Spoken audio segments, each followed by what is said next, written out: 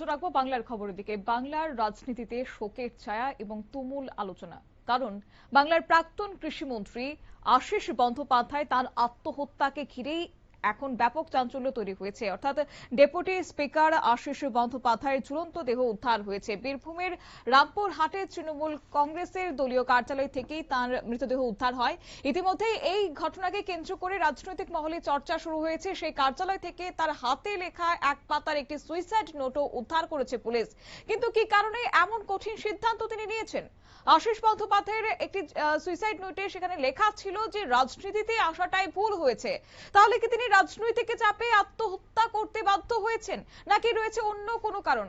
এই সমস্ত বিষয় নিয়ে এখন পুলিশ তদন্তে নেমেছে। তবে কি উঠে আসছে বিস্তারিত শোনাবো। সকালেই যে খবরটা পেলাম অত্যন্ত মর্মাহত, বেদনাদায়ক খবর। আশিস ব্যানার্জি আমাদের মধ্যে আর নেই। প্রথমে তো বিশ্বাস করতে চাইনি, তারপর সত্য তো মানতেই হবে। কিন্তু আমরা এটা ভাবতেই পারছি না যে তার মতো একজন রাজনৈতিক ব্যক্তিত্ব এইভাবে চলে যাবেন, এটা কল্পনাতীত। এবং তার সুদীর্ঘ রাজনৈতিক জীবনে মানুষের উপকার ছাড়া কোনোদিন কারো ক্ষতি তিনি করেননি। কেউ বলতে পারবেন না আশিস ব্যানার্জি দ্বারা কোনো ক্ষতি হয়েছে। এবং রাজনৈতিক সততা তার প্রশ্নাতীত। তার হাজার শত্রুও তার রাজনৈতিক সততা সম্বন্ধে কোনো প্রশ্ন তুলতে পারেন না। রাজনীতির বাইরেও তার আর একটি পরিচয় ছিল, তিনি প্রথিতযশা শিক্ষক ছিলেন। প্রচুর ছাত্র ছাত্রী তার কাছে পড়াশোনা করে আজকে তারা নিজ নিজ ক্ষেত্রে প্রতিষ্ঠিত হয়েছেন। শিক্ষাক্ষেত্রেও তার অবদান অনস্বীকার্য। সকালে ফোন পেয়ে আমি অবাক, বিশ্বাস করতে পারিনি। খবর পেয়ে ছুটে এসেছি। 20 বছরের আমার বিরোধী দলের রাজনীতির সঙ্গে আমি যুক্ত। সেই 20 বছরের রাজনীতিতে আমি 15 বছর স্যারকে নানা প্রশ্ন করেছি। তৃণমূল দলের বিরুদ্ধে 15 বছর বলেছি, কিন্তু এই মানুষটার ব্যক্তিগত জীবন নিয়ে এই স্যারের এই সাদা পাঞ্জাবিতে একটা দাগ ছিল না, এটা আমি প্রকাশ্য কয়েকবার স্বীকার করছি, আজও স্বীকার করছি। আপনারা শুনলেন তাদের বক্তব্য। যাব বিস্তারিত, আমাদের সঙ্গে যুক্ত হয়ে গেছে প্রতিনিধি সানি রয়।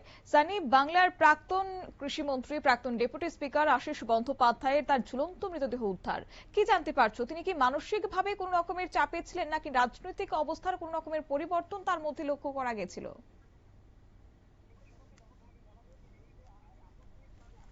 ঘটনাটা কিন্তু রীতিমতো রাজনৈতিক মহলে যেমন একটা শোকের ছায়া ফেলে দিয়েছে, পাশাপাশি একাধিক প্রশ্ন ওঠা শুরু করেছে। তোমাকে জানাবো, ইতিমধ্যেই পরিবারের তরফ থেকে যেমনটা জানানো হচ্ছে যে গতকাল রাতেও কিন্তু তার সঙ্গে আর 5 দিনের মতোই কথা বলা হয়েছিল, এবং তার যে নিজস্ব বাড়িতেই যে দলীয় কার্যালয় ছিল, সেই কার্যালয় থেকে তার ঝুলন্ত মৃতদেহ কিন্তু উদ্ধার হয়। এবং তারপরেই কিন্তু রামপুর থানার যে পুলিশ, তারা সেখানে ঘটনাস্থলে পৌঁছে এবং মৃতদেহটির ময়নাতদন্ত নিয়ে যায়। এবং তাৎপর্যপূর্ণভাবে তোমাকে বলতে হয় যে তার মৃতদেহের পাশেই কিন্তু সুইসাইড নোট মিলেছে। ইতিমধ্যেই পরিবারের তরফ থেকে জানানো হয়েছে যে তার নিজস্ব হাতের লেখা, এবং বিগত 4 বারের বিধায়ক, প্রাক্তন ডেপুটি স্পিকার তিনি ছিলেন। তিনি কি কারণে ঠিক এই যার আত্মহত্যার পথ বেছে নেন তা কিন্তু এখনো ধোঁয়াশা রয়েছে। তবে যেমনটা পরিবার সূত্রে জানানো হচ্ছে, নির্বাচনে হারের পরেই কিন্তু তার নিজের দলীয় যারা কর্মকর্তা রয়েছেন, তারা কিন্তু সামাজিক মাধ্যম থেকে শুরু করে একাধিক জায়গায় তাকে কিন্তু বিভিন্নভাবে কিন্তু খোঁচানো শুরু করেছিলেন, এবং তার সে কারণেই কিন্তু মানসিক ভারসাম্য হারিয়েছেন এবং এই ধরনের ঘটনা ঘটাতে পারেন বলেই কিন্তু এখনো পর্যন্ত প্রাথমিক অনুমান করা হচ্ছে, যদিও গোটা বিষয়টি তদন্ত সাপেক্ষ। তবে এই যে সুইসাইড নোট, এই সুইসাইড নোটে কিন্তু পরিষ্কার করে লেখা রয়েছে যে তার মৃত্যুর জন্য কোনোভাবে কেউ দায়ী নয়। পাশাপাশি তিনি একেবারে ছাত্র রাজনীতি থেকে এই রাজনীতির ময়দানে এসেছেন। তারপরে এতদিনের এই রাজনৈতিক ক্যারিয়ারে তার কোন রকম ঘটনার সঙ্গে তিনি জড়িত নয়, কোথাও তার নামে কোনো তোলাবাজি কিংবা তিনি কোন রকম অপ্রীতিকর কোনো কাণ্ডের সঙ্গে তিনি জড়িত নন। সব মিলিয়ে বিধায়কের মৃত্যুতে ইতিমধ্যেই কিন্তু শোকের ছায়া গোটা রামপুরহাট জেলা জুড়ে।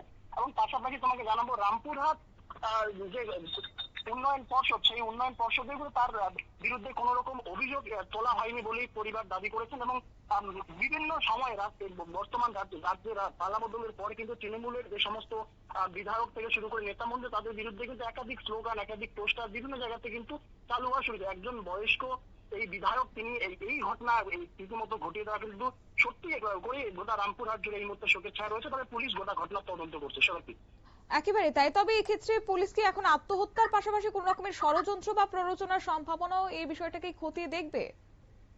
দেখো, পরিবারের তরফে এখনো পর্যন্ত কোনো লিখিত অভিযোগ দায়ের করেনি, যেমনটা কিন্তু পুলিশ সূত্রে খবর।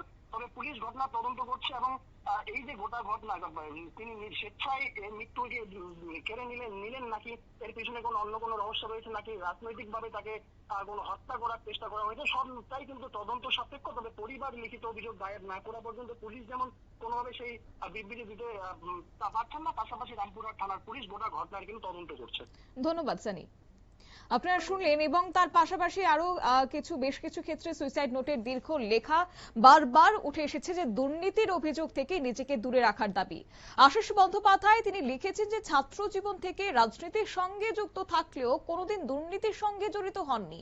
এমনকি বর্ধমান বিশ্ববিদ্যালয়ের ছাত্র সংসদের সাধারণ সম্পাদক থাকাকালীনও কোন রকমের দুর্নীতির অভিযোগ তার বিরুদ্ধে ছিল না বলে তিনি সুইসাইড নোটে দাবি করেছেন। তবে শুধুমাত্রই তাই নয়, রাজনৈতিক জীবনে নানা বাকবিতণ্ডা হলেও কখনো শত্রুতার পর্যায়ে পৌঁছায়নি বলে তিনি উল্লেখ করেছেন। দলের অন্যায় মেনে নিতে না পারলেও সবসময় প্রতিবাদ করতে পারেননি, এই আক্ষেপও উঠে এসেছে তার লেখা থেকে। এমনকি সারা জীবন কোনো কাজের বিনিময়ে এক পয়সাও নেননি বলে তিনি দাবি করেছেন। তাই এই সমস্ত কিছুর পর এখন প্রশ্ন ওঠাটাই স্বাভাবিক, তবে কি রাজনৈতিক চাপ কোন রকমের কাজ করছিল? যাই হোক, সবটা অবশ্য পুলিশের তদন্তের পরই বেরিয়ে আসবে। নিয়ে নিচ্ছি ছোট্ট একটি বিজ্ঞাপন বিরতির সঙ্গে থাকুন।